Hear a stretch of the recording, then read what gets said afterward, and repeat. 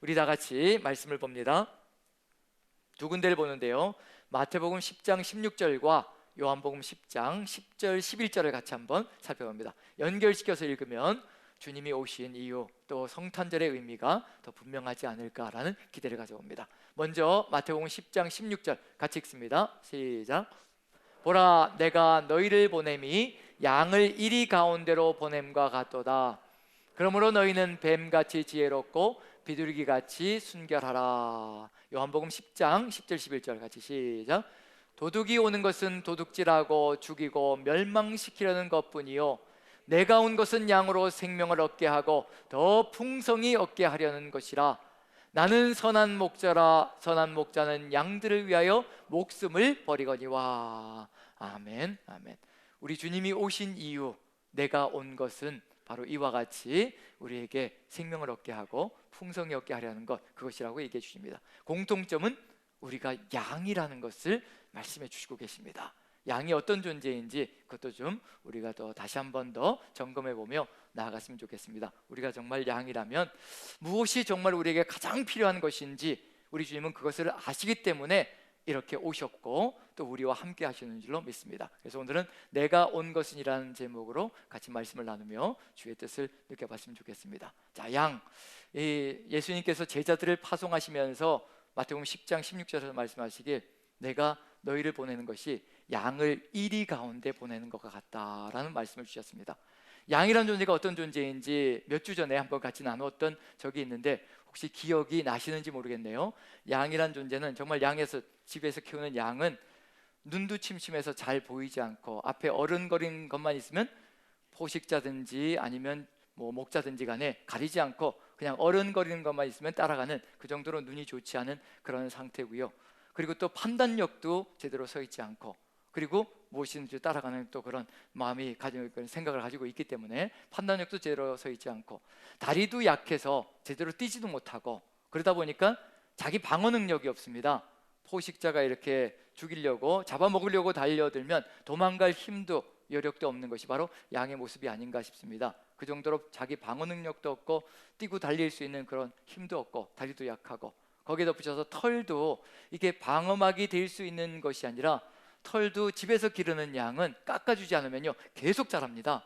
그래서 35kg도 되고 60kg도 되고 계속해서 자라는 거죠.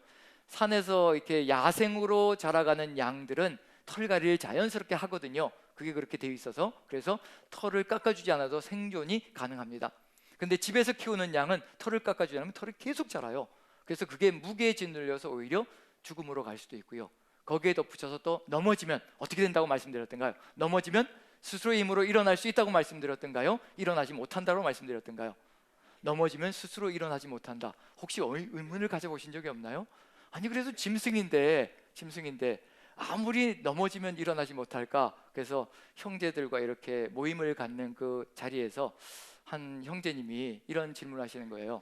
아니 이게 아무리 짐승 양이 그렇게 약하지만 그렇게 넘어졌다고 해서 일어나지 못하는 건 조금 의문이 갑니다. 물론 제가 얘기한 것에 대해서 의심을 가지고 이렇게 질문하는 건 아니었고요. 그래서 그게 확실히 좀 알고 싶은 마음이 들어서 이제 유튜브를 이렇게 막 뒤져보신 거죠. 이제 그러고 나서 이제 찾아보시고 양이 정말 그렇구나. 그래서 저한테 이렇게 얘기를 하시는 거예요. 정말 유튜브를 보니까 양이 그렇더라고요. 그래서 확인을 했습니다라고 얘기를 해주더라고요. 그래서 저도 오늘 한번 보여드리려고, 양이 어떤 존재인지 한번 보여드리려고 연락을 드려가지고 한번 유튜브 찾으신 거 저한테 좀 보내주십시오.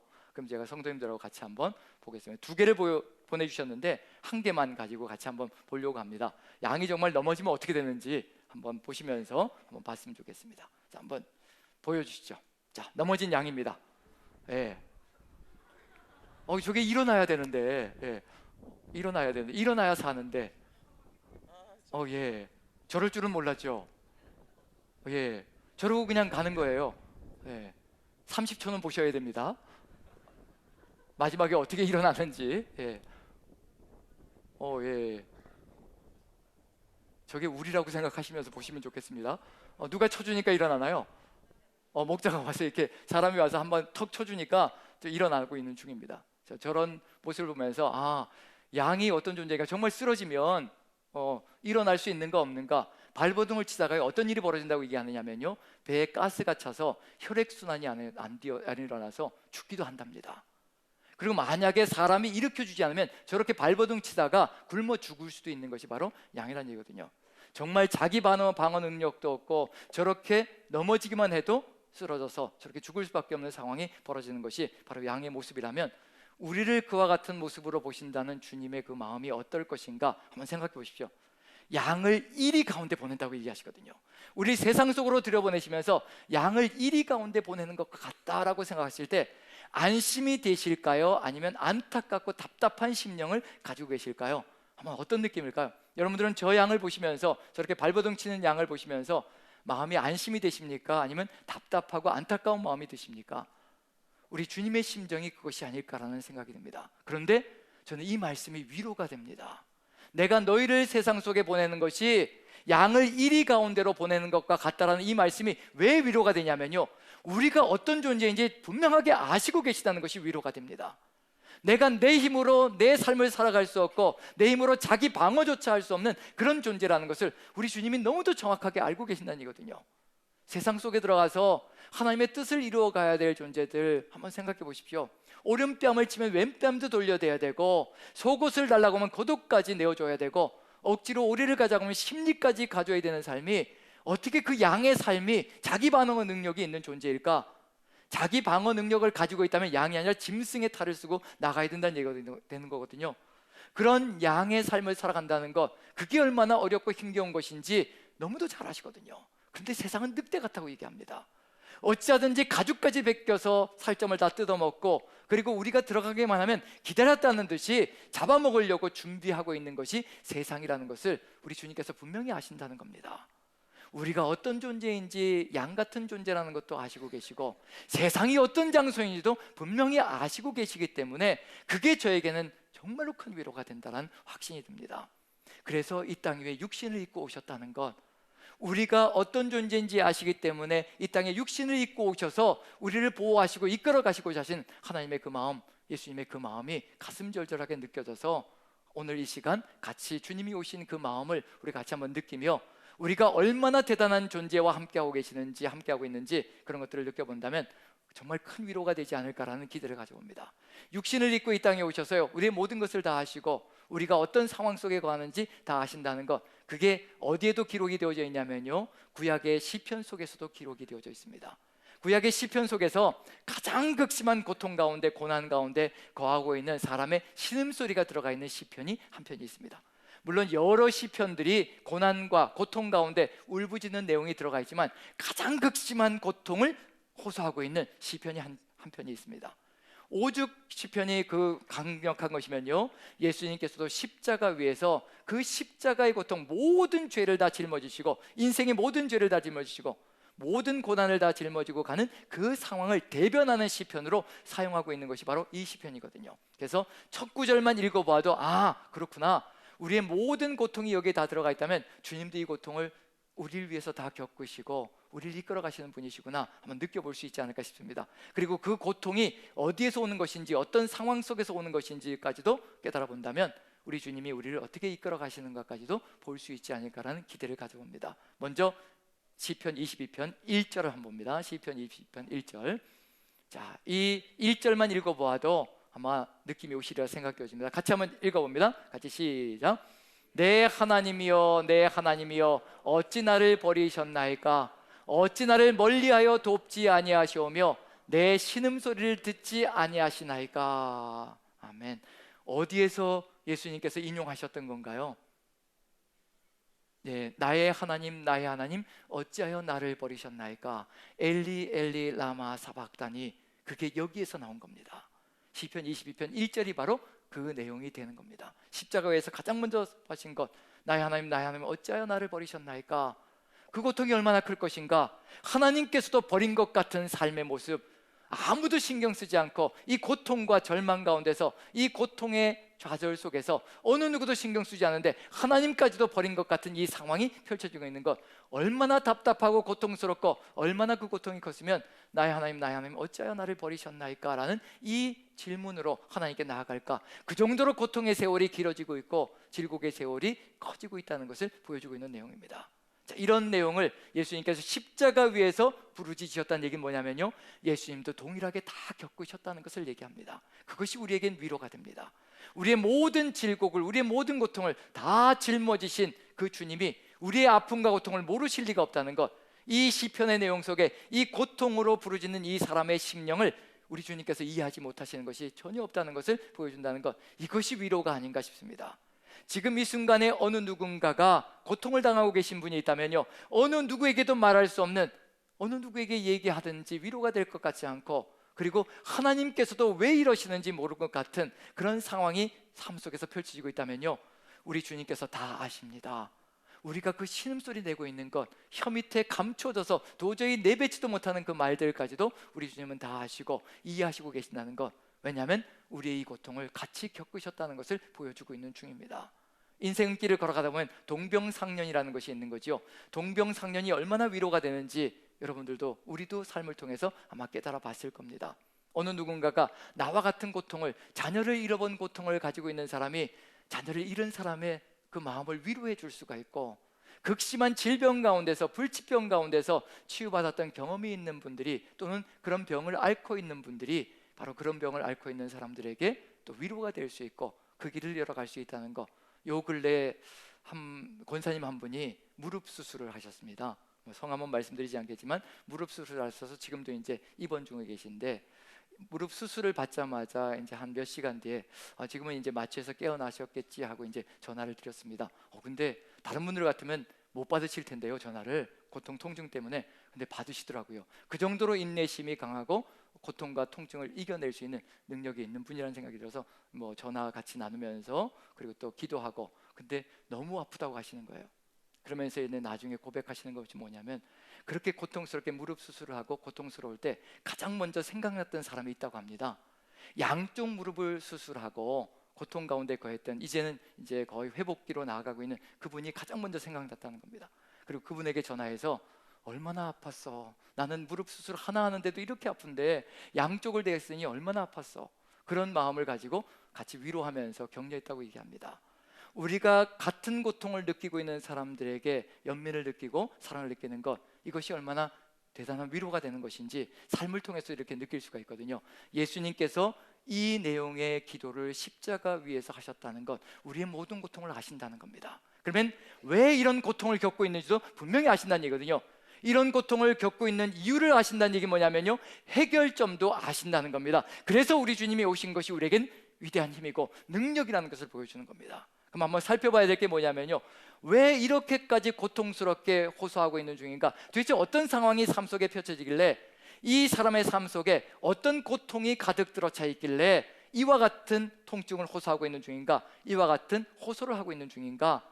우리가 한번 살펴본다면요, 우리의 심정과 한번 비교해 볼 수 있지 않을까 싶습니다. 한 5군데 정도를, 시편 속에서요, 22편 속에서 5군데 정도를 찾으려고 합니다. 공통점이 무엇인지, 이 사람이 지금 어떤 상황 속에 있는지 여러분들이 한번 판단을 해보시기 바랍니다. 한번 같이 한번 읽어봅니다.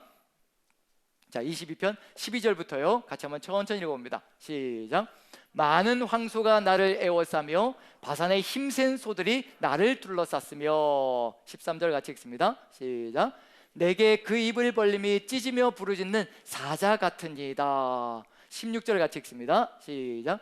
개들이 나를 에워쌌으며 악한 무리가 나를 둘러 내 수족을 찔렀나이다. 20절 같이 읽습니다. 시작. 내 생명을 칼에서 건지시며 내 유일한 것을 개 세력에서 구하소서. 21절 같이 읽습니다. 시작. 나를 사자의 입에서 구하소서. 주께서 내게 응답하시고 들소의 불에서 구원하셨나이다. 마지막에 구원하셨나이다로 이제 결론이 납니다. 그런데 그 내용들을 살펴보면 공통점이 있습니다. 들어가 있는 구절들마다 공통점이 있습니다. 어떤 공통점이 있나요? 애워싸였고 둘러쌌고, 그 다음에 애워쌌으며 둘러서 내 수족을 찔렀다고 했는데, 도대체 무엇들이 둘러싸고 있다라고 얘기하고 있나요? 야생 짐승들이, 들소가요, 그리고 들개들이요, 사자들이요, 이렇게 둘러싸고 있다는 것을 얘기하고 있는 중입니다. 그런데 자기 자신을 방어할 수 있는 어떤 능력도 없고 어떤 처지도 안 된다는 것을 보여주고 있는 것이 바로 이 시편이 부르짖고 있는 겁니다. 이 시편을 통해서 알 수 있는 것은 예수님께서 양을 이리 가운데로 보내는 것 같다는 그 심정이 이 안에 그대로 들어가 있습니다. 이 야생동물들이 무엇을 위해서 둘러싸고 있는 중인가? 위하기 위해서인가? 아니면 잡아먹기 위해서인가?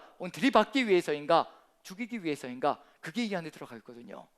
정말 모든 것이, 세상의 모든 것들이 포위하고 둘러싸서 살리려고 하는 것이 아니라 오히려 죽이고 먹고 잡아먹으려고 하는 것이 가득 들어차 있는 세상을 그대로 보여주고 있는 중입니다. 이게 바로 시편 22편의 상황이라는 것을 알려주고 있는 중이거든요. 이 상황이 우리의 상황과 결코 다를 바가 없다는 것. 왜냐하면 마태복음 10장 속에서 예수님께서 제자들을 보내시면서 내가 너희를 보내는 것이 양을 이리 가운데로 보내는 것 같다, 이런 야생 짐승들이 가득히 둘러싸고 있는 상황과 다를 바가 없다는 얘기거든요. 근데 예수님께서 이걸 다 알고 계시다는 것이 얼마나 큰 힘이고 위로인가. 그리고 한 번 더 비교해 봐야 될 게 뭐냐면요, 이 시편 22편의 이 상징적인 내용들, 짐승들로 가득 들어차 있고 둘러싸여져 있는 이 상황이 마태복음 10장 속에서는요, 실제적인 상황이 어떤 것인지 제자들에게 보여줍니다. 그 내용을 비교해 보면 이 상황은 상징으로 들어가 있지만 우리는 시편 22편의 이 상황을 삶 속에서 이와 같은 정황으로 살아갈 수 있다는 것을 보여주고 있는 중이거든요.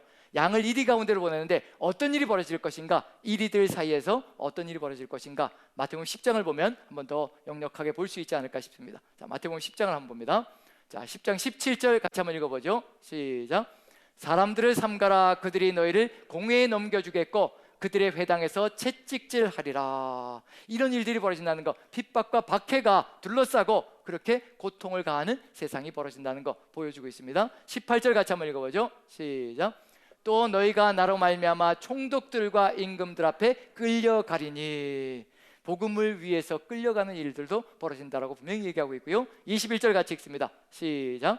장차 형제가 형제를, 아버지가 자식을 죽는 데에 내주며 자식들이 부모를 대적하여 죽게 하리라. 가장 가까운 사람이 배신하는 일들이 벌어진다는 것을 그대로 보여주고 있습니다. 복음이 모든 것을 갈라지게 만들어간다는 것, 복음을 따라가느냐 아니냐에 따라서 삶과 죽음도 갈라지지만요, 거기에 사람 사이도 망가지고 벗어난다는 것을 그대로 보여주고 있는 중입니다. 22절도 같이 한번 읽어보죠. 시작. 또 너희가 내 이름으로 말미암아 모든 사람에게 미움을 받을 것이나 끝까지 견디는 자는 구원을 얻으리라. 역시 여기도 마찬가지로 끝내는 구원을 얻을 것이라. 견뎌내야 된다는 것, 이 미움까지도 다 견뎌내야 된다는 것을 보여주고 있는 중입니다. 어쩌면 우리에게 이와 같은 핍박과 박해가 펼쳐지지 않고 있는 것은 우리가 안주하고 있고 안락한 삶으로 전락되어져서 걸어가고 있을 수도 있다는 것을 그대로 보여주고 있는 중입니다. 복음은 세상과 대립되어질 수밖에 없습니다. 복음은 세상 속에 들어가면요, 세상이 저항할 수밖에 없습니다. 어찌 세상이 복음을 받아들일 수가 있겠습니까? 어쩌든지 내가 잘 되기를 소망하며 짓밟고서라도 올라가려고 하는 것이 세상의 생리라고 한다면, 주의 복음은 우리의 생명을 내어 던져서 하나님의 사람들을 구해내는 것이 바로 복음의 원칙이라고 한다면, 이 복음을 가지고 세상에 들어갈 때 정말 이 세상 속에서 어찌 견뎌낼 수 있을 것인가? 어쩌면 더 무서운 것은, 이런 핍박보다 우리에게 더 무서운 것은 뭐가 될 것이냐면요, 안주하고 안락하게 누리고 싶어하는 세상의 유혹이 더 큰 아버지, 우리의 핍박이 될 것이고 우리의 박해가 되지 않을까라는 생각이 되어집니다. 우리가 지금 안락함과 편안함을 추구하며 살아가는 그 삶 자체가 세상의 유혹이라고 생각한다면요, 우리가 복음과 멀어지는 삶을 걸어가고 있을 수도 있다는 것을 보여주고 있는 중입니다. 세상 속에서 이와 같은 박해들이, 이와 같은 고통들이 벌어지고 있다는 것, 이와 같은 일들이 벌어진다는 것을 보여주고 있고, 이것보다 더 무서운 것은 세상의 유혹이라는 것을 또 우리에게 예수님께서 알려주십니다. 자, 그렇다면 이와 같은 길 속에서 한번 생각해 보시죠. 이와 같은 삶의 정황들을 우리가 살아가고 있습니다. 세상 속에서 정말 힘겹고 어렵게 복음을 증거하며 주님의 뜻을 받들며 살아나갑니다. 시편 22편에 야생 짐승들에게 우리는 이 때 속에 갇혀서 살아가는 그런 삶을 살아가고 있습니다. 이런 상황 속에서 구원의 길이 어디에 있을 것인가? 이제 구원을 얻으리라고 얘기하시는데, 구원의 길이 어디에 있을 것인가? 정말 어린 양같이, 한 마리의 양같이 세상 속에서 이와 같이 살아갈 때 우리에게 구원의 길은 어디에 있을 것인가? 자, 시편 22편에서 이렇게 야생 짐승들에게 가득히 쌓여있는 그런 양이라고 한다면 희망은 어디에 있을까요? 무엇이 있어야 구원을 받는 길로 갈 수가 있을까요? 무엇이 있어야 될까요? 예, 목자가 있어야 되겠죠. 그러면 이제 시편 22편 다음에 시편 23편이 나오는 이유가 뭔지 분명히 알 수 있을 겁니다. 이게 우리 하나님의 위로거든요. 시편 22편가요, 가장 극렬한 고통 가운데서, 가장 극심한 고통 가운데서 세상 속에서 신음소리 내고 있는 그런 사람의 목소리가 터져 나올 때, 시편 23편과 하나 되어질 때요 온전하게 구원의 길로 갈 수 있는 길이 무엇인지 우리에게 알려주고 있습니다. 그래서 시편 22편과 23편은요 절대 떨어져서는 안 됩니다. 이 두 시편은 같이 가야 합니다. 구원의 길이 어디 있는지 우리에게 보여주는 거거든요. 그래서 시편 23편은 우리가 암송도 하지요. 시편 23편 1절, 여호와는 나의 목자이시니 내게 부족함이 없으리로다. 바로 이 시편이 연결되는 이유가 무엇일까? 세상 속에서, 짐승 같은 세상 속에서 우리가 살아갈 수 있는 생존의 길이 어디에 있을 것인가? 우리에게 힘이 있는 것이 아니라는 겁니다. 선한 목자이신, 목자 되신 하나님께서 우리의 삶을 이끌어 가실 때 우리의 삶의 역사가 바르게 열려져 갈 것이며, 결국 마침내 구원의 길로 연결되어져 여호와의 집에 영원히 거할 것이라는 고백과 함께 연결되어져 가는 그 고백이 쏟아져 나올 수 있을 것이라는 거, 그걸 보여주고 있는 중입니다. 우리에게 힘이 없습니다. 우리에게 능력이 없습니다. 주님께서 이 땅에 우리를 위해서 오신 것은 무엇을 하기 위해서냐면요, 선한 목자가 되어주시기 위해서 오신 겁니다. 내가 너희를 보냄이 양을 이리떼 가운데 보낸과 같다라고 말씀해 주시고, 도둑이 오는 것은 도둑질하고 죽이고 멸망시키기 위해서 오는 것이나 나는, 내가 온 것은 양으로 생명을 얻게 하고 더 풍성히 누리게 하기 위해서 온 것이라.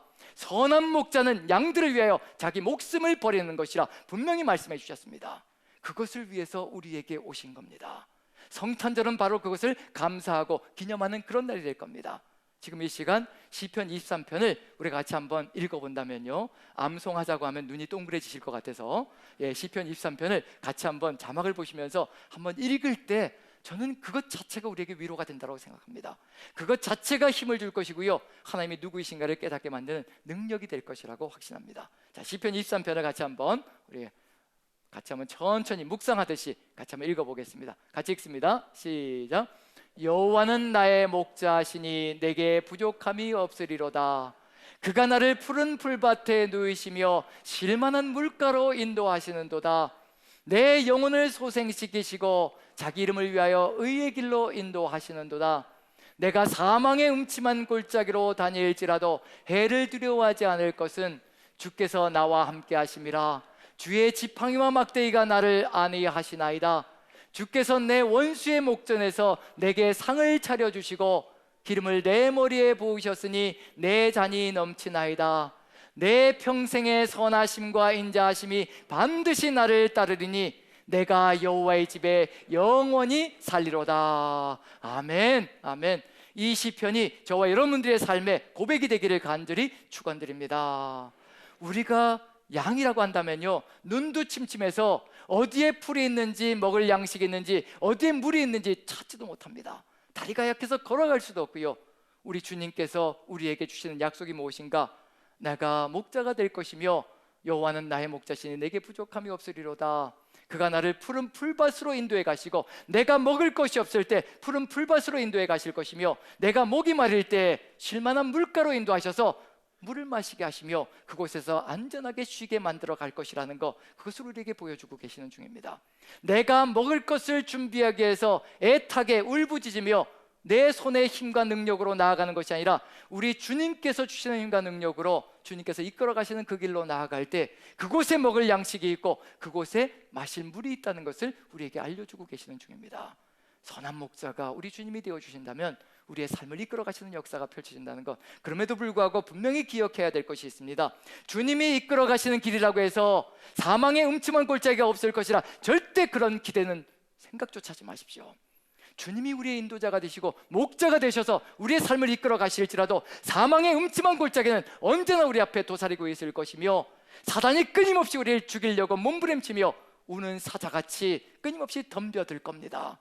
사망의 음침한 골짜기가 있을지라도 두려워하지 않는 것은 주께서 나와 함께 하시기 때문입니다. 주님이 함께 하시기 때문에 그 사망의 음침한 골짜기도 능히 이겨낼 수 있는 것이지, 우리 힘과 능력으로는 절대 살아갈 수가 없습니다. 한번 쓰러지면 일어나지 못하는 인생이 우리 인생인데, 내 힘으로 일어나려고 발버둥을 쳐보는데 이 상처받은 영혼을 일으켜 세우려고 몸부림을 치는데도 그리하지 못할 때가 참으로 많습니다. 다른 사람을 일으켜 세우려고 그렇게 가서 몸부림을 치는데도 그리하지 못할 때가 참 많습니다. 오직 주께서 우리와 함께 하실 때 우리가 일어날 수 있으며 다른 사람을 일으켜 세울 수 있는 존재가 될 수 있는 것이라는 거, 그걸 우리에게 보여주고 계시는 중입니다. 그리고 주의 지팡이와 막대기, 주님께서 우리와 함께 하실 때요, 주의 지팡이와 막대기가 우리를 안위하는 겁니다. 마태복음서 10장에서 제자들을 보내실 때 지팡이도 가지지 마라, 우리를 죽이려고 지팡이도 가지지 마라라고 말씀해 주시는 것이 아니라 내 손에 지팡이가 있고 내 손에 몽둥이가 있다, 몽둥이가 있다. 내가 이 지팡이로 너를 지킬 것이며 이 몽둥이로 너를 보호할 것이라. 우리 주님 손에 지팡이가 쥐어져야 우리는 안전하게 이 땅을 살아갈 수가 있습니다. 우리 주님 손에 몽둥이가 쥐어져야 우리는 이 땅 위에서 주의 뜻을 받들어 나가는 그 길을 걸어갈 수가 있습니다. 내가 아주 작은 지팡이의 역할까지도 너에게 해줄 것이니 아무 염려하지 말라는 것을 우리에게 알려주고 계시는 중입니다. 사망의 음침한 골짜기도 두려워할 필요가 없고 원수들의 목전에서 두려워할 필요가 없습니다. 이리때같이 우리를 잡아먹으려고 원수들이 득실거릴지라도 두려워할 필요가 없습니다.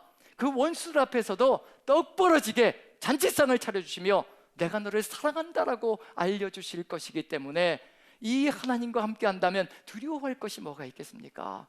우리 주님께서 우리가 먹어야 될 것, 마셔야 될 것, 가야 될 길, 그리고 그 길 속에 무엇이 도사리고 있는지, 음침한 골짜기, 사망이 도사리고 있을지라도 우리 주님이 분명하게 하시고 우리를 안전하게 이끌어 가실 것이라는 것을 우리가 믿는다면, 우리의 삶을 온전히 주님께 맡기고 걸어간다면 이 삶 속에서 마침내 우리의 고백 속에서 내 평생의 선하심과 인자하심이 반드시 나를 따르리니 내가 여호와의 집에 영원히 살리로다.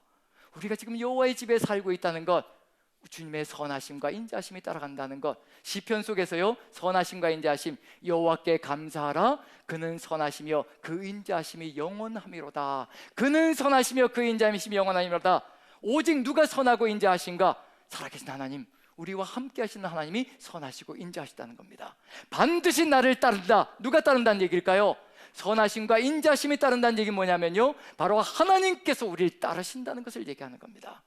이 따르다라는 단어가 히브리어 원어를 좀 약하게 번역한 것 같아서 다시 한번 번역을 합니다. 이 따르다라는 히브리어 원어로 라다프라는 단어인데요, 추격하다라는 단어입니다. 추격하는 겁니다. 아브라함이 롯을 구하기 위해서 메소포타미아 왕들을 추격해가는 것, 그때 사용되는 단어가 라다프입니다. 적들을 추격해가는 겁니다. 추격하는 이유는 뭐냐면요, 덮치기 위해서 추격하는 겁니다. 그저 살살 살금살금 따라가는 것을 얘기하는 것이 아니라요, 덮쳐서 완전히 정복하기 위해서 따라가는 겁니다. 추격하는 겁니다. 우리 하나님의 선하심과 인자하심, 우리 하나님께서 우리를 추격하시는 겁니다. 반드시 따라잡아서 우리를 덮치기 위해서 하나님께서 우리와 함께 하시고 우리를 이끌어 가시는 겁니다. 그래서 우리가 하나님과 함께 영원히 살 수 있는 하나님의 집에 가는 존재가 됩니다. 하나님께서 분명히 우리를 덮치실 겁니다. 하나님의 선하심과 인자심으로 덮치셔서 절대로 우리를 놓치지 않으실 겁니다. 그래서 바로 그곳이 하나님의 집이 되고 그 집에서 영원히 살겠다는 고백이 일어납니다. 이게 바로 시편 23편, 양 같은 존재, 이리때가 같은 그 세상 속으로 들어갈지라도 우리가 능히 이겨내고 살아갈 수 있는 길, 바로 주님께서 우리의 목자가 되시기에, 하나님께서 우리의 목자가 되셔서 우리를 이끌고 가시기에 가능하다는 것을 그대로 보여주고 있는 중입니다. 이런 시편이 주어져 있음에도 불구하고 우리는 망각의 동물이지요. 하나님의 말씀 속에 끊임없는 위로와 우리에게 안심을 시켜주는 수많은 말씀들을 우리에게 쏟아부어 주시는데 우리는 늘 또 두려워합니다. 마태복음 10장 속에서도 역시 마찬가지입니다. 내가 너희를 보내는 것이 양을 이리 가운데로 보내는 것 같다. 제자들이 두려워합니다. 세상 속으로 들어가면 두려워하지요. 우리도 두려워합니다. 그래서 또다시 그 안에 시편 22편에 고통의 세월이 무엇인지 보여주는 것이 있다면요, 그 안에 또다시 시편 23편에 또 다른 번역이 들어가 있습니다. 우리 하나님께서, 우리 주님께서 약속해 주시는 겁니다.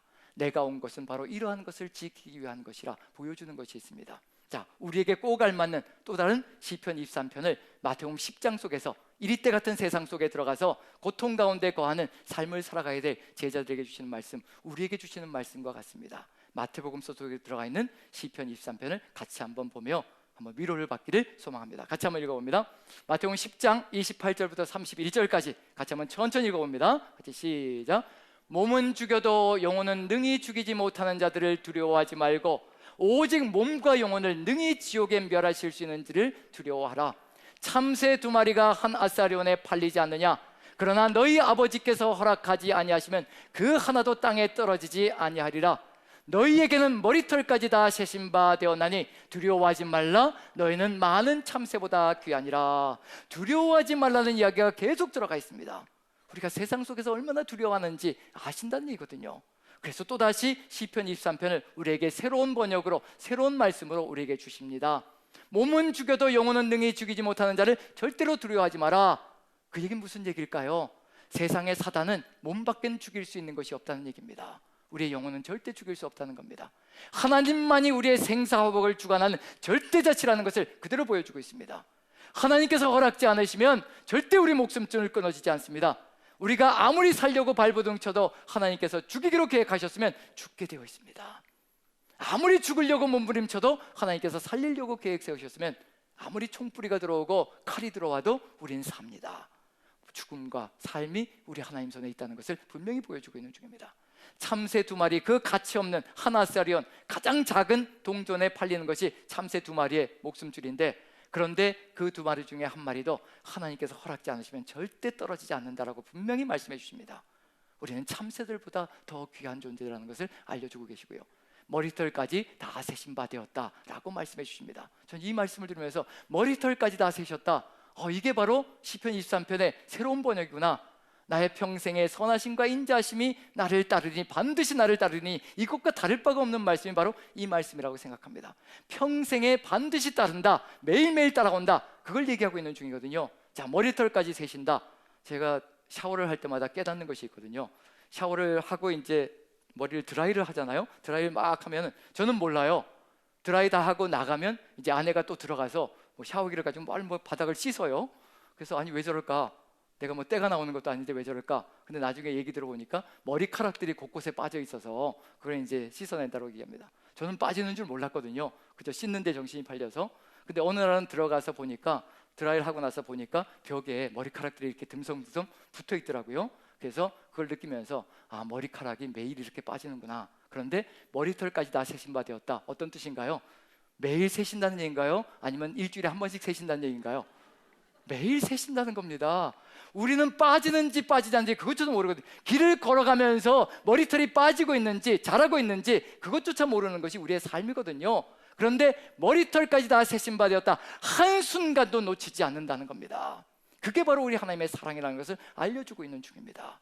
이 사랑이 우리를 반드시 따른다면요, 우리를 추격해서 우리를 덮친다면요, 우린 세상 속에서 절대로 두려워할 필요가 없습니다.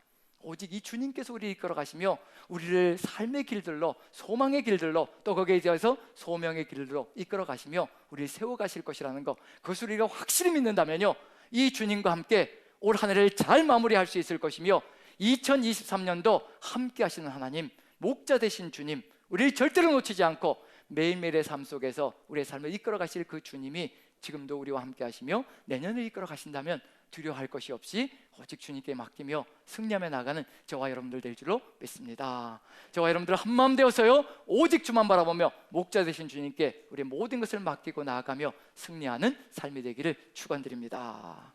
우리 기도했으면 좋겠습니다. 우리 주님께서 함께 하시면, 우리 주님께서 이와 같이 우리를 사랑으로 이끌어 가시면 세상이 아무리 험하고 어두운 사망의 골짜기가 펼쳐져 있을지라도, 우리를 죽일 듯이 담벼드는 원수들이 가득히 들어차 있을지라도, 우리를 지키신 하나님, 이 연약하고 유약한 양 같은 존재를 지키신 우리 하나님, 그리고 지키시기 위해서 우리에게 오신 주님이 계시다면 우리는 어느 곳에서든지 승리할 수 있을 줄로 믿습니다. 오늘 이 시간 주님께 기도했으면 좋겠습니다. 주님 함께하여 주셔서 선하심과 인자하심으로 평생을 지켜 돌보아 주시옵소서. 우리가 주의 뜻 따르기를 원합니다. 다 같이 기도합니다. 사랑의 하나님, 우리 주님께서 함께하시고 은혜를 더하여 주시어서 우리 주님의 그 사랑 가운데 거하는 삶이 되게 도와주옵소서. 우리가 부족하고 미력합니다 아버지, 양같은 존재입니다 아버지. 정말로 허약하여서 쓰러지면 일어나지도 못하는 허약한 양 같은 존재들입니다 아버지. 아버지 도와주시옵소서. 함께하여 주시어 아버지 주의 지팡이와 막대기로 아버지 우리를 지키시고 돌보아 주시옵소서. 선한 마음으로 아버지 자비하신 마음으로 주의 뜻을 이루어 주시옵소서. 그래 우리가 여호와의 집에 평생을 거하는, 영원히 거하는 삶으로 승리케 도와주시옵소서. 이 모든 말씀 우리 주 예수 그리스도 귀하신 이름 받들어 기도하옵나이다. 아멘.